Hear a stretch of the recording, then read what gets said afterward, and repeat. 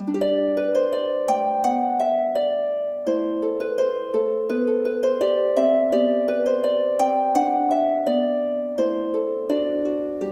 friends, and welcome to my channel, or welcome back. My name is Elise, and this is my mystical Christmas tree. And today I have for you a sort of a Nightmare Before Christmas-esque book. Like, it's not Christmas themed per se, but it takes place during Christmas, which I thought was interesting. But it's Halloween themed mostly. Like, it's got Halloween themes in it. And it is A Devil in Every Corner by Amanda Braun Bowe. And it is a part of the Otherworldly Investigation series. So I'm hoping that there will be more books in this series. But I read this in October. And I was like, this was like the very last book that I read in October. I had gotten a Kindle Unlimited membership just to read it because I heard about it on Instagram. And I was like, wow, it sounds so cool. Like, it's about these two sisters. I think they're on the cover. It's Carmen and Imogen, and this is their friend who helps them. And oh my gosh, I'm so bad with remembering character names. It's pathetic, honestly. Like, I can't remember her name, but regardless, they fight crime together in this book. Basically, they fight evil entities. That's basically fighting crime, in my opinion. But so yeah, this was so good. This was a good book. Like, I totally recommend this. I recommend reading it right now, even, because it takes place in December and it takes place a couple days before Christmas, which I thought was kind of cool. So it's kind of like Halloween and Christmas vibes. That's why I kind of said it reminds me of The Nightmare Before Christmas, but like way more sinister, because they deal with a lot of like really creepy entities, and it's kind of a graphic book, I'm not gonna lie. Like, if you're not really big into body horror, I wouldn't read it. It doesn't go into super detail, but it goes into enough detail to where it's like, yeah, okay, maybe I shouldn't have read that. But I'm getting a little bit more desensitized the more that I read stuff like that, so it doesn't bother me as much, which sounds horrible, but whatever. So yeah, so this story is about Carmen and Imogen. And they are sisters, and they are witches. And Imogen is, she has this stance in the very beginning. Like, I don't want to be a witch. I don't want to deal with magic. I don't want to deal with the otherworldly investigations business anymore. I'm sick of it. She has this very, which is understandable, opinion. Like, I just want to be a normal person. That's what she says. She wants to be a normal person, which I can totally understand. And so in the beginning, when we meet her, she works in a bakery, and she is kind of like pretending that she's not a witch and pretending that she doesn't know all this stuff about like evil entities and evil spirits and all this stuff. She's pretending that it doesn't exist, basically. So she works in a bakery, and she's having the time of her life. She feels, I don't know if she's happy necessarily, but she just doesn't want to go back to being what she was before, because Otherworldly Investigations is her family business, basically. And everyone in her family is a witch. And to explain this in the best way possible, so the magic system in this book is very interesting, and it's something that is different from any other witch book that I have read thus far in my life, which I thought was cool. And so the magic is, it's almost poisonous to them, which is also interesting. That's an interesting spin on it, because in most books that deal with witchcraft, they don't have negative side effects. The magic doesn't make them like sick or anything. The magic kind of fuels them, and It feels like their life source, but in this book, it's the complete opposite. Like, whenever Imogen and her family, whenever they perform some form of magic, it makes them sick. And depending on the strength of the magic that they use, it either makes them throw up or it makes it much, much worse. It's like you're dying, basically. Like, that's how it feels. Like, you're dying, you have the worst hangover of your life, and you cannot go on, can't possibly go on. So they try to not use magic unless they absolutely have to. So that was one thing that really caught my attention with this book, was like, this is the first witch book where the magic isn't really their friend. The magic is sort of like, not their enemy necessarily, but it's like something that they don't want to use unless they absolutely have to. So it's very different than like the Witches of Thistle Grove. That's not how the magic is in this book. The magic is not nice. The magic is like a finicky cat who like scratches you if you look at it wrong. And so that was the one thing that caught my eye when I first read this. And another thing that caught my eye was the fact that this is like an otherworldly investigations like business. Like, they perform exorcisms for people. They try to rid people of their like afflictions, which I thought was cool.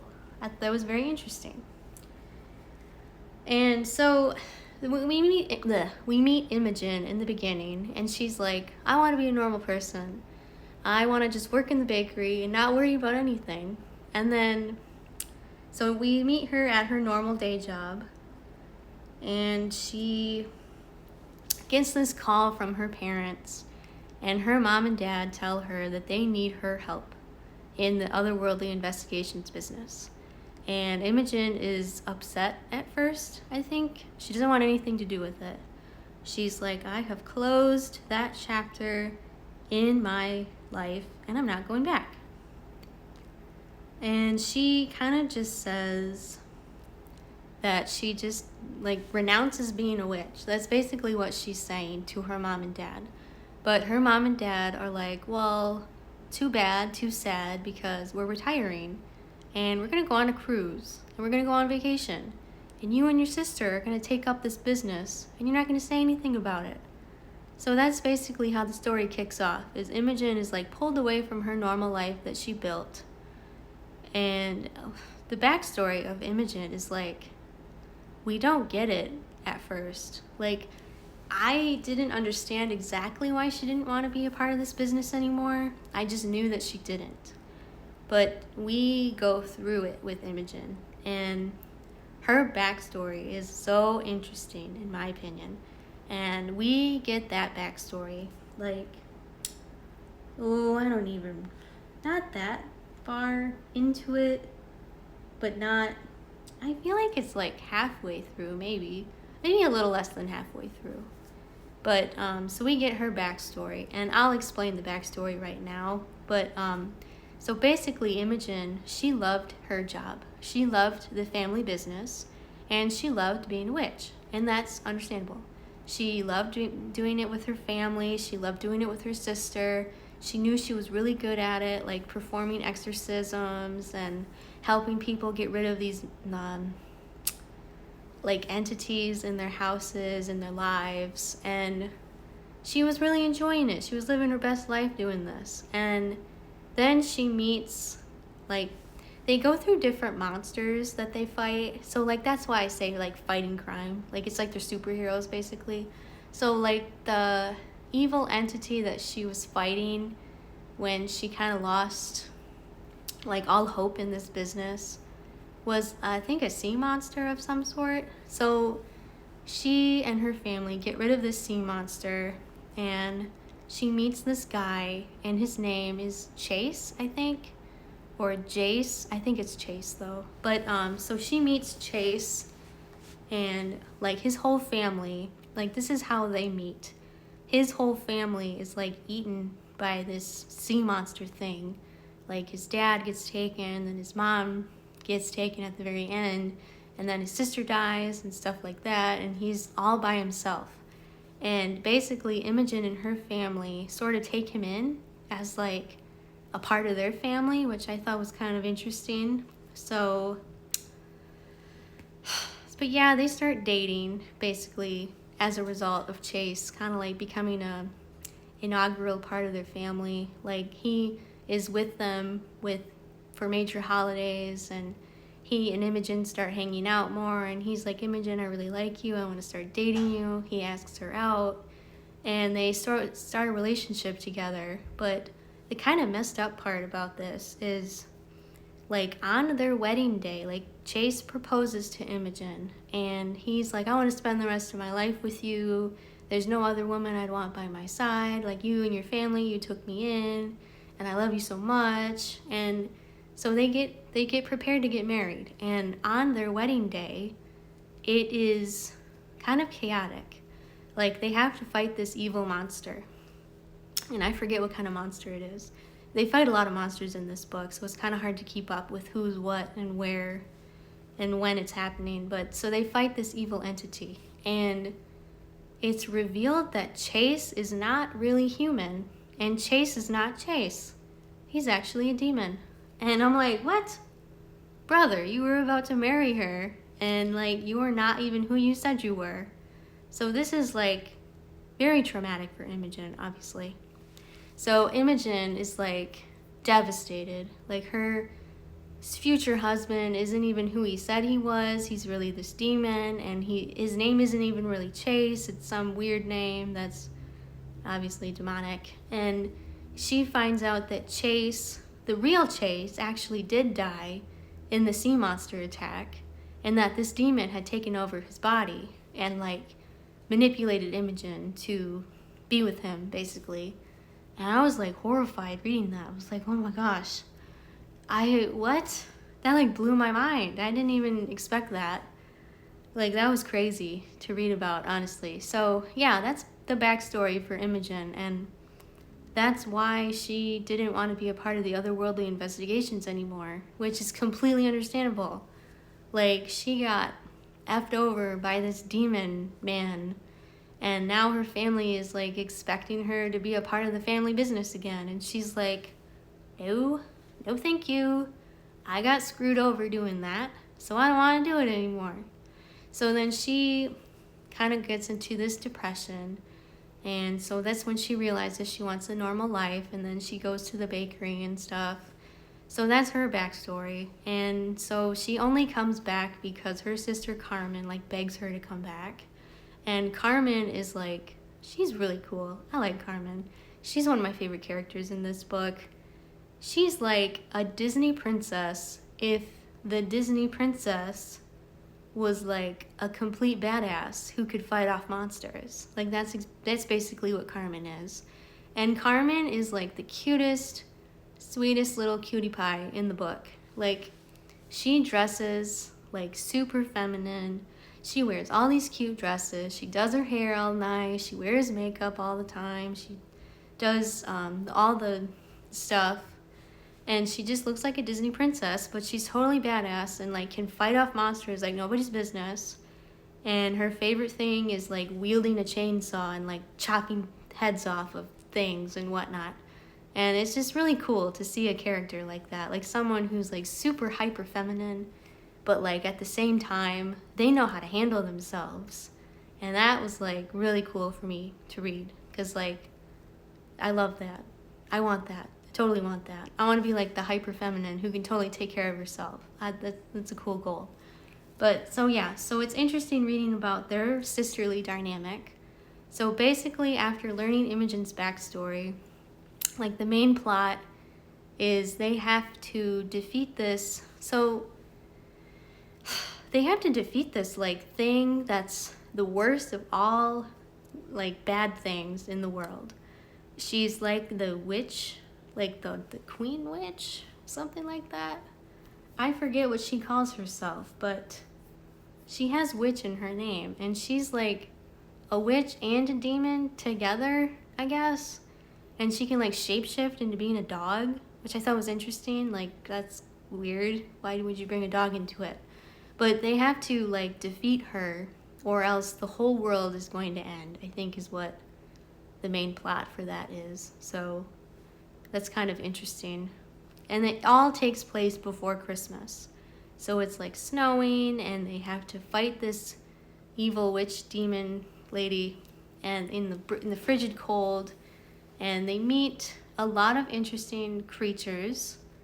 I think one of the most interesting creatures they meet is a minotaur, which I thought was really cool. I think minotaurs are super cool. They're one of my favorite mythical creatures.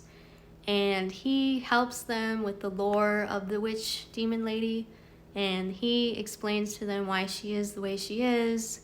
And basically she was cursed from birth, and like always cursed to be a witch and cursed to hate herself, because that's why she's a demon, I guess, is because she's a witch who hates witches, which is really weird and confusing, and I was really confused by it at first, but it kind of makes sense. And like Imogen and Carmen are like really tied into this because their ancestor like made a deal with this lady at one point in time, and that's why their powers are so weird, because he made this deal like, my ancestors will never be able to like cast powerful magic without having really severe repercussions. And I forget why he even made this deal. I think it was to sleep with someone. I think that's how it was explained. Like, he made this deal so that he could run off with like a mermaid or a siren of some sort, and he like screwed over everyone in his family as a result. So that's how it was explained, I think. And it was really weird and messed up. And I felt really bad for Carmen and Imogen, because it's like, it was their duty to like undo this curse. And obviously they do, but still, it's a lot of pressure. So we go through that, and we learn that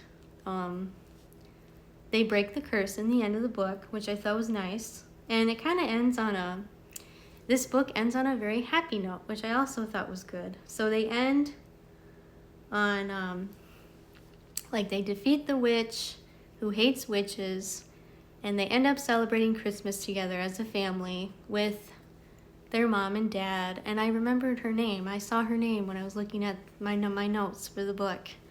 That other girl on the front cover, this one, her name is Lulu. And Lulu is she's the owner of the bakery that Imogen works at.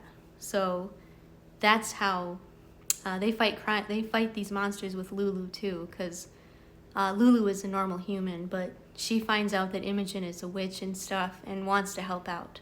So she's like Carmen and Imogen's sidekick throughout the book. And Lulu is also a really cool character.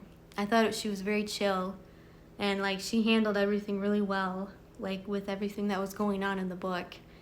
And I think the most important part of the book, though, was the family vibes, and that's what really makes it feel like a Christmas book to me, is that Imogen and Carmen had repaired their relationship, because Carmen was kind of upset at Imogen for leaving the family business and abandoning everything that she had grown up with, and Carmen felt really hurt by that. And it was nice to see Imogen and Carmen like come together throughout the book to defeat this evil entity together, and to realize that their sisterhood is what makes the magic so powerful. And that was very heartwarming to me, and that's what made this book a 5-star. I love a good book that has really strong sister vibes. That is one of my favorite tropes, is like a family vibe with like sisters at the head of it. That is something that I always enjoy reading about. And this book, along with being gory, was also very heartwarming in a really weird way. And I really enjoyed reading it, and I was really happy that I was able to fit it in at the end of October. I think I finished it on Halloween, which I thought was kind of cool. It was cool timing on my part.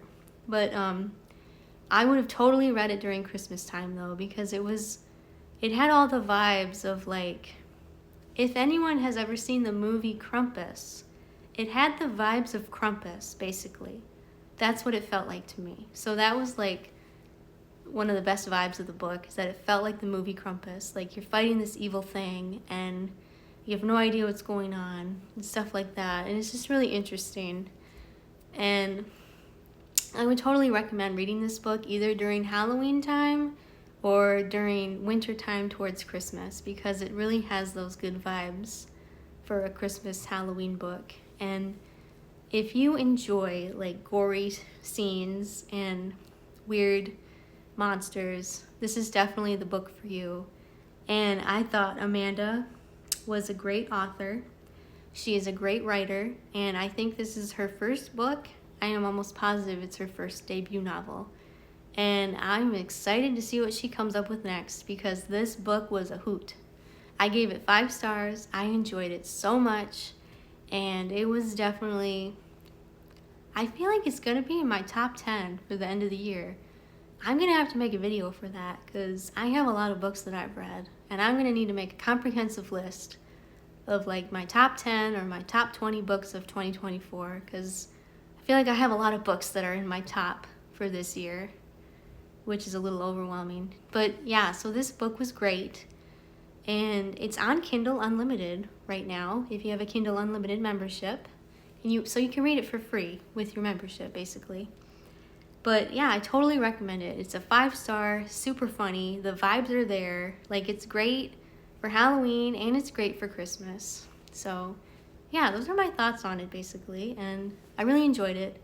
Family vibes, always a 10/10 in my opinion. But so yeah, thank you for watching, and thank you for all my subscribers. I appreciate your guys's I appreciate you supporting me. That's what I'm trying to say. I appreciate you guys supporting me, and I thank you for watching my videos, and thank you for hanging out with me. And if you want to leave a comment so we can chat, that'd be great.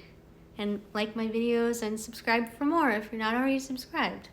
So yeah, thank you. And I enjoy making these videos, and I will see you guys in the next one. Goodbye, friends.